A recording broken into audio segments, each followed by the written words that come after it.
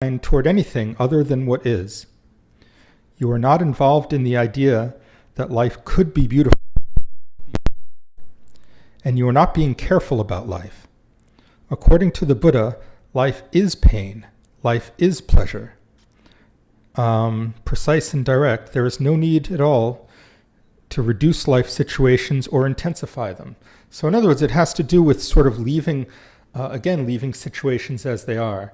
So having, as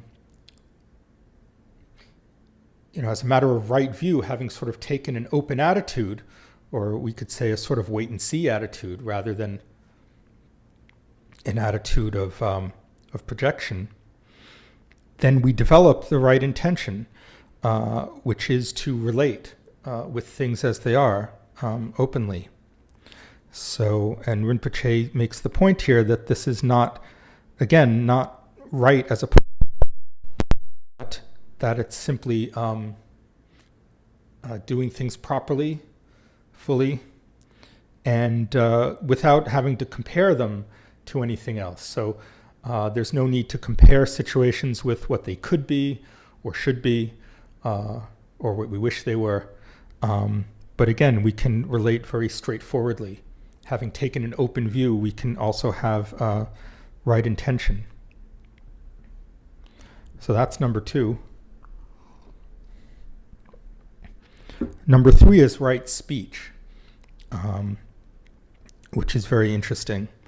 On a basic level, I mean, this is, it means to speak ethically, not to use speech to be harsh or abusive toward anyone, or to lie, or to talk about people behind their back, or just to use speech as a way of distracting ourselves and consequently distracting others. Those are considered the 4 kinds of unskillful speech, and right speech is obviously about not doing those, avoiding those. Dromgon Kongtrul says that this includes the study of Dharma, but what Trungpa Rinpoche says here is that it implies, I'm quoting him, it implies perfect communication which says it is so, rather than I think it is so. Fire is hot, rather than I think fire is hot. Fire is hot automatically, the direct approach. So it's, it's not a question of doubt, but it's simply a question of being straightforward. I think the ultimate example of right speech would be our teacher's speech. And the way Trungpa Rinpoche explains it is that our teacher is the spokesperson for reality. So again, simply saying it is so rather than I think it is so, or I believe it is so, or you should believe it is so. Simply telling things like they are, as they are, is right speech.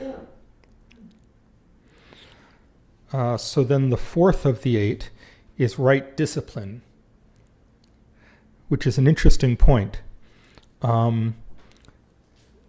Discipline is a tricky word because it has, in English, a sort of overtone of imposing something on yourself or imposing something on someone else, making yourself do something, making someone else do something, that kind of thing, discipline. It has almost a military or rigid kind of feeling. But what Rinpoche says here is, I'm quoting him again, he says, if there is no one to impose discipline and no one to impose discipline on, then there is no need for discipline in the ordinary sense at all. So basically what he's saying here is that because of having understood some sense of egolessness, right, which is right view, therefore, if we understand that, then there is no one to impose the discipline and no one to impose it on. So there's, as he says, there's no need for discipline in the ordinary sense at all. And then he says this leads to the understanding of right discipline, complete discipline, which does not exist relative to ego. So this is very, very different from the ordinary idea we might have of discipline, which is, making up our minds to do something and then pushing ourselves through it. He says, if there is no ego, a whole range of projections becomes unnecessary. Right discipline is that kind of giving up process. It brings us into complete simplicity. So this is very, very different way of speaking about discipline than the way we might ordinarily think of it. Complete simplicity. So it's not a question of self-improvement, for example. If there's no self to improve, then self-improvement is unnecessary. And in fact, Rinpoche says here that self-improvement is just unnecessarily complicating your life rather than trying to simplify. He says, right discipline is leading a direct and upright life by not introducing new complications into one's life situation. This is a permanent discipline, the ultimate discipline. We simplify life, he says. So from this point of view, discipline is simplicity in the sense of relating to situations directly. Again, not getting sidetracked by what we think the situation should be or what we would like to force it to be, but simply acting in accord with the self-existing situation, with the situation as it is. And of course, it also means, as Jamgon Kongtrul says, not causing harm, right, with our body, speech, or mind, so to ourselves or to others. So that on a mundane level, that's right discipline as well, not causing harm.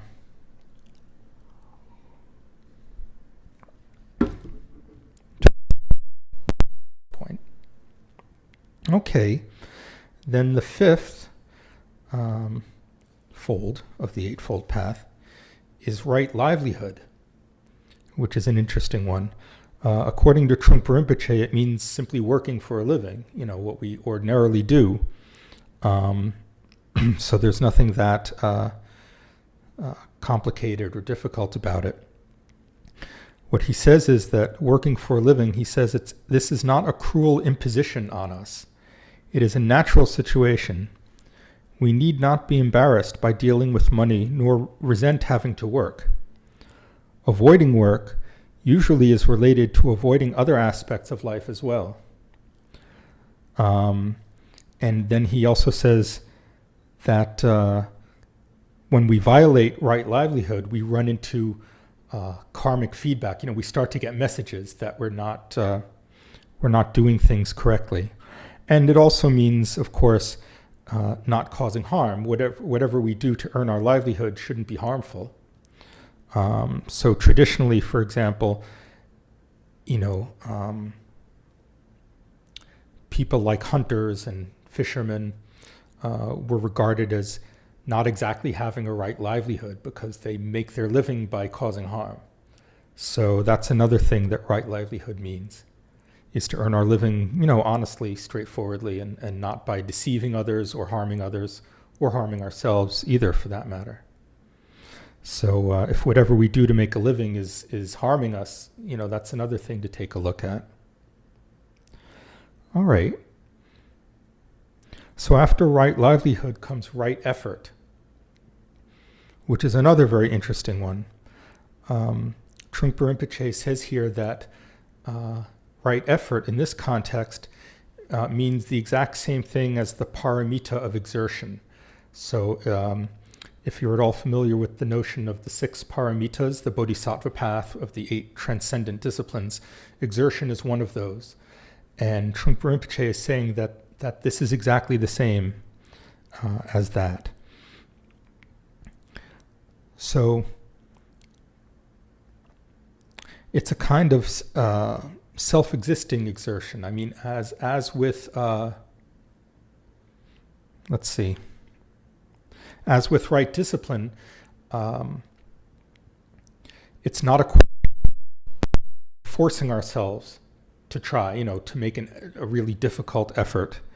Rinpoche says, and I quote, "There is no need to be continually just pushing along, drudging along.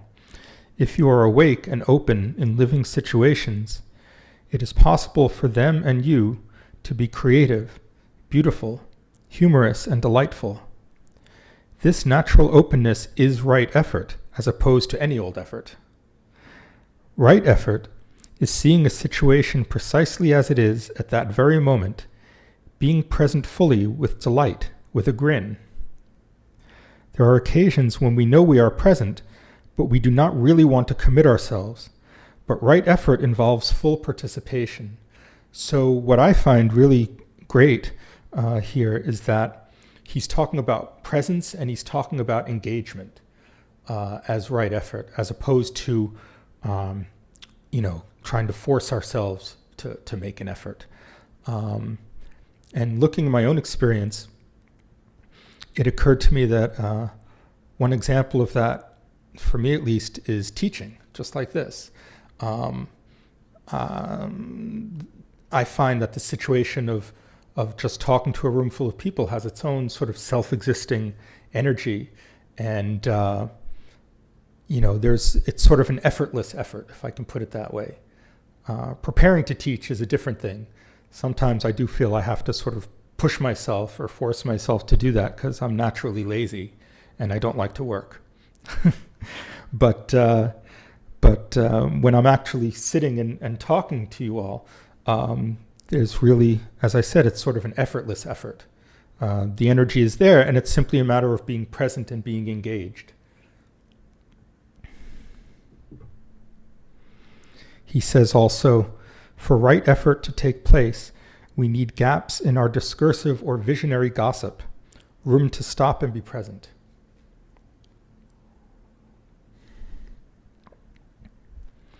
So that's right effort. That's 6 of 8. So there's 2 more to go, and those are right mindfulness and right samadhi, or meditation. So what Rinpoche says about right mindfulness is just fascinating. He talks about it as having more space in it than simply right effort. Right? Right effort is being present, being engaged, but mindfulness has a further sense of appreciation and creativity about it. So what Rinpoche says, and I quote, "Right mindfulness does not simply mean being aware. It is like creating a work of art." Only Trungpa Rinpoche could have said that. If you are drinking a cup of tea, you are aware of the whole environment as well as the cup of tea. You can therefore trust what you are doing. You are not threatened by anything. You have room to dance in the space, and this makes it a creative situation. The space is open to you. I mean, that's gorgeous. That's just beautiful. So Rinpoche says that that's right mindfulness, is having our cup of tea and at the same time being aware of the space around. So perhaps one could say that right effort is like drinking your tea, but then right mindfulness is placing that in the bigger context, the bigger situation.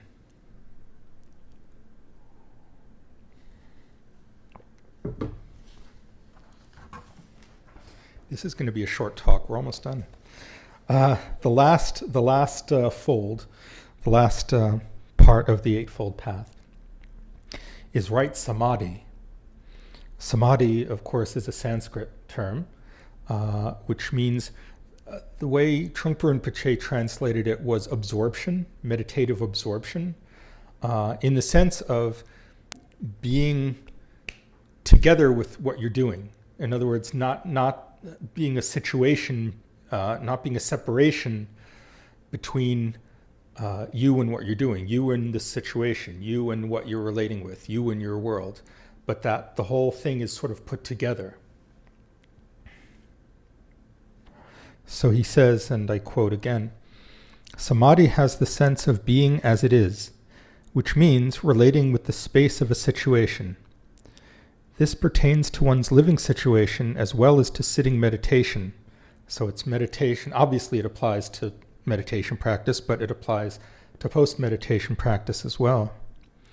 Right absorption is being completely involved, thoroughly and fully, in a non-dualistic way.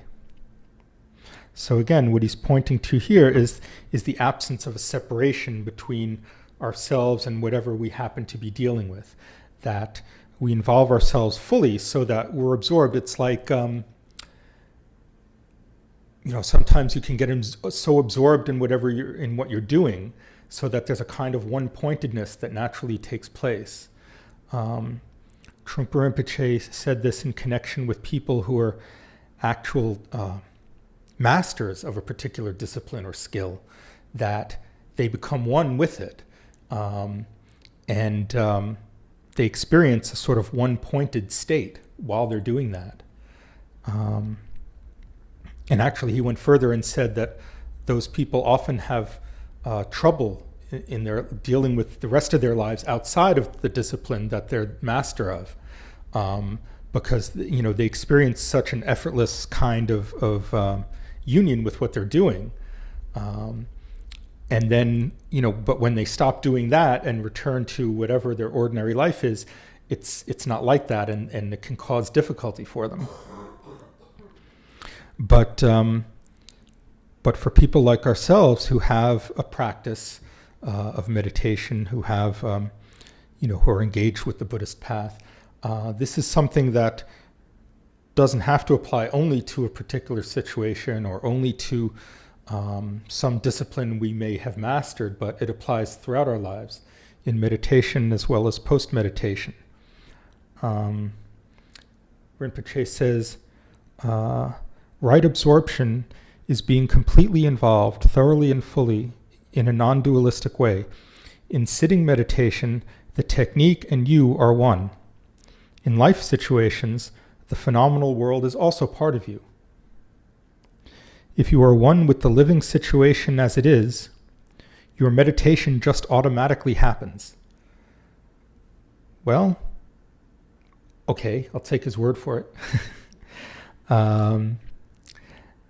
But again, what he's pointing to here is a sense of non-duality, that, so it's not us doing something to our world, us doing something to our life, but simply engaging completely, fully, thoroughly with situations as they are.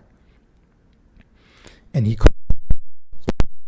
obviously it also means, in terms of practice, our sitting meditation, as he says, in sitting meditation, the technique and you are one. So again, this is, we could say maybe a little bit advanced, because certainly at first meditation is definitely, we're sitting there doing it. But I think what he's pointing to here is that at some point there's a falling away of that division, and you're just simply present with the technique. Not particularly trying or not trying, but just being there. And I think, even as beginners in meditation, we can get a glimpse of this. Sometimes, again, we're practicing and we just become, absorbed into the situation, very simply. What Jamgon Kongtrul says here is that right samadhi is the antidote to the obscurations, mental obscurations. He says what it is the enlightened embodiment of the Yidam. That's the deity that in some tantric practices you meditate on. Enlightened embodiment of the Yidam, which expresses the unity of bliss and emptiness. So I can't add a whole lot to that. The unity of bliss and emptiness. So, but that in a sense, takes us back to the beginning, to right view, right? The unity of bliss and emptiness, seeing things as they are, being open, being straightforward, being honest with ourselves and with others. seems to be altogether what Rinpoche is pointing to in discussing the Eightfold Path. And finally, Rinpoche doesn't really seem to go into whether, these 8 things are sequential, whether they all happen at once or whether you do one and then the other. So I don't really have a definitive statement to make about that. Although it does seem to me that they all sort of go together. I mean, I don't think, you can practice right speech, for example, and then say, well, once I've mastered right speech, I'll go on to right discipline. I mean, I think they all do go together as part of the path, the Noble Eightfold Path, as it's called. So altogether, this is the way to conduct ourselves. This is the way to live, the way to practice, the way to walk on the Buddhist path altogether. Well, that's all I have to say. So it was a short talk. I was right about that. But we can have a discussion if you like.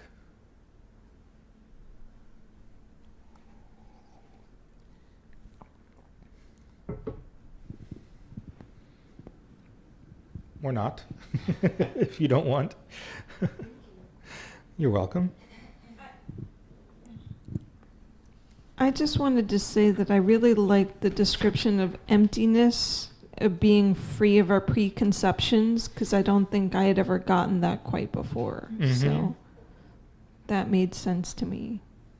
Thank you. Yeah, Rinpoche says that. I think that's in Cutting Through. There's a chapter on emptiness, and that's how he explains it, which, again, is not really that's not the way you'll hear any other Tibetan teachers explain it, but it's beautiful, and it's very simple and accurate. I mean, I think that's correct. That's certainly one way to explain what the idea of emptiness means. Yeah. I think I would add to that. I think that when you're talking to people who are not necessarily as familiar with the teachings, and you talk about emptiness, people can easily get hung up on that point, like the idea of emptiness, and and I think that description of emptiness really being like a preconception view of things is a great way to explain that, as opposed to people being, well, what does emptiness mean? Like, am I not thinking in my head? Like, what is Right. I'm not familiar with other teachings on it, but that one seems to be the best that I've come across. Yeah, it's very simple and very true.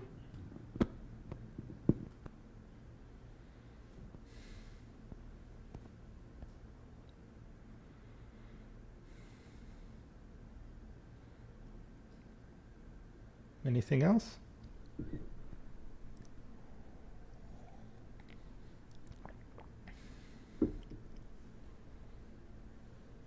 Well, are we all done? I would actually say that I had a little issue with my phone filled up. Oh. I had to stop and delete stuff and then keep going. Uh-huh. So it was in the very beginning, sort of on the first thing. I don't know if you would. About right view, or was it before that? It was about right view? Not my long introduction about the Dharma Chakra Pavartana Sutra and all the rest. Okay, well, what I said about right view is that in this chapter, Trungpa Rinpoche gives the example of somebody coming toward us, and our tendency in that case to what he calls freeze the space, so that our preconceptions, our judgments, our point of view kind of gets in the way between us and simply seeing things as they are. So from that point of view, what right view means is simply seeing things beyond preconception, beyond our own, is this good for me or is this bad for me kind of thing. But but simply seeing it as it is. And that's the connection where I mentioned emptiness. Jamgon Kongtrul says that right view means taking the view of emptiness. And so that's why I brought in that definition that Trungpa Rinpoche gives in, I believe it's in Cutting Through, that emptiness simply means that the world, our world, is empty of our judgments about it, our projections about it. So that's the way we should see things according to the tradition. That's the most helpful way to see things on this path. Yeah. And would you say that is a sort of a basis, sort of a necessary basis for some of the other steps in the Eightfold Path, maybe? Yes. And yes, I think it does really begin with right view, which again I don't think means that we have to perfect the view, have to master the whole Buddhist philosophy of emptiness before we can go on and have right intentions and right speech and right livelihood and all the rest. But I think it's essential. It's sort of an essential precondition for the whole thing, definitely. Because what we do and the results that we achieve depends on our view to begin with. So, if we take the point of view that we're practicing meditation so that we can, be more able to, win arguments with people, or something of that kind, or that we can present ourselves as an expert or something like that. That's not exactly right view. That's a little off the track, and we're going to have a hard time practicing the other 7 steps if we start with, if we sort of grab the wrong end of the stick to begin with. Yeah.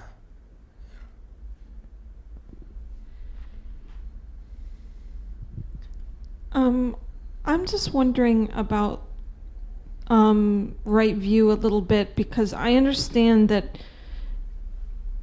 you shouldn't be following the preconceptions, but I struggle with thinking about how the human brain has evolved, for survival, and and also how I guess I'm just wondering, are there ever like good judgments that you can make, or that sounds so do you know what I'm saying? Because sometimes how do you figure out what is a preconception and what is a judgment that's more based in the present moment of what the situation needs?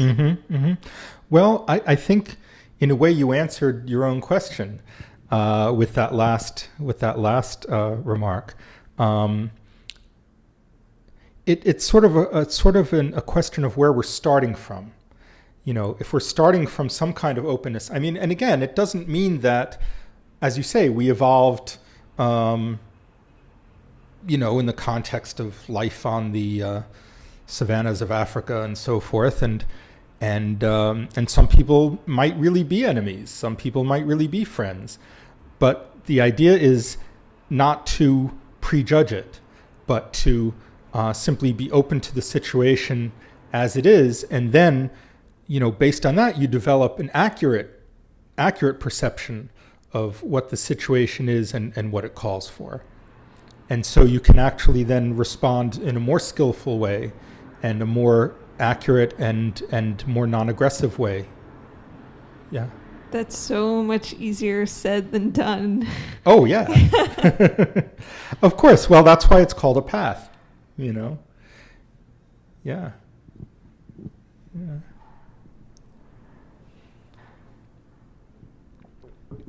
I wonder too, when talking about right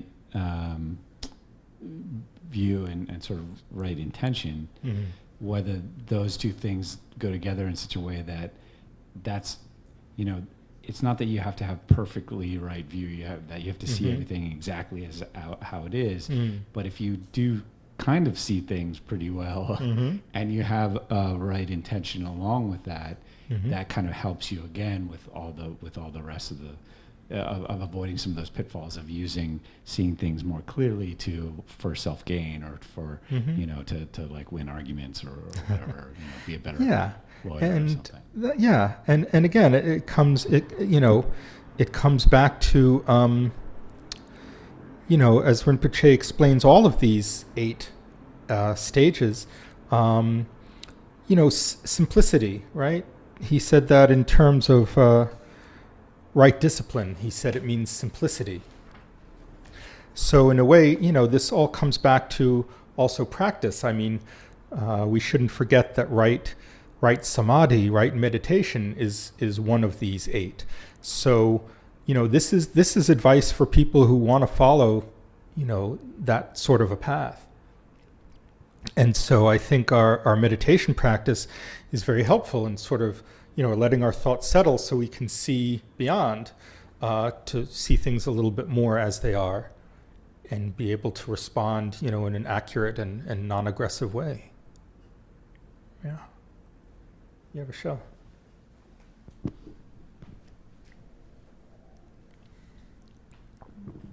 Would this go under the heading of always being able to take a fresh start? I like that, yeah. Yeah, Trungpa Rinpoche talked about taking a fresh start, in particular in terms of our meditation. If we sort of get tangled up or lost in thought or something like that, that we can always just sort of start over, begin over. And I think that applies very much to the Eightfold Path as well, because, as you said, it's easier said than done, right? So we're always going to, as we practice the path, we might get a little off this way, we might go off that way, we might forget to practice altogether for a few days, weeks, or months, or years. But we can always, start over from right view. Yeah, thank you.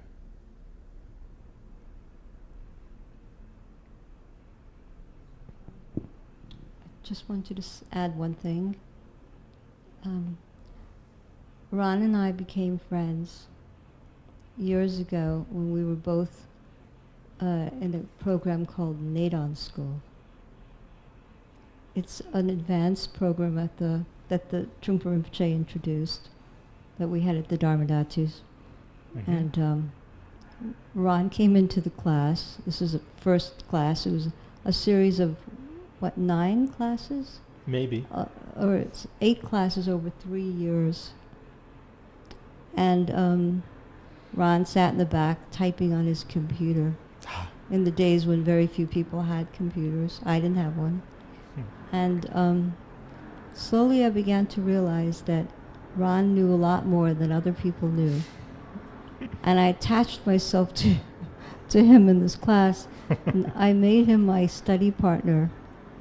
And after 3 years of laboring through Nadon School, we both graduated. Yes. I think maybe 50 people started in our class, and maybe there were 12 graduates after 3 years. Every week we would have a list of questions that we had to answer. And then I would do the reading, answer the questions, and then I would call Ron at work, and I would say, I want to go over the questions with you. And then he would say, well, Rochelle, I haven't done the reading yet, but ask me. I mean, I could only guess. And then I would, very seriously, I'd be sitting at my puja table in front of my shrine with all my books out, studying, and I studied and I wrote everything down, and then I would read the question and give him the answer, and Ron would say, well, Rochelle, I'm only guessing because, I haven't done the reading, but I think maybe that's not the correct answer. And then he would proceed to give me the correct answer. And had it not been for Ron, I would not be a Nadon School graduate today. That's all I have to say. So thank you so much, Ron, because thank you. Only you could handle this talk. Well, I don't know about that, but I do my humble best. And as far as Nadon School goes, I mean, it really wasn't quite fair because I had a head start, having a degree in Sanskrit and Indian studies, I already knew a little bit going in. So, but thank you, and I'm glad I was helpful. Thank you, Ron. Thanks for Okay. coming. Okay, you're very Oh, should we welcome. dedicate the merit? Yes, indeed. By this Merit merit, may all all attain omniscience, may it defeat the enemy wrongdoing, from the stormy waves of birth, old age, sickness, and death, from the ocean of samsara, may I free all beings. By the confidence of the golden sun of the great east, may the lotus garden of the Rigden's wisdom bloom. May the dark ignorance of sentient beings be dispelled. May all beings enjoy profound, brilliant glory. Okay, thank you all.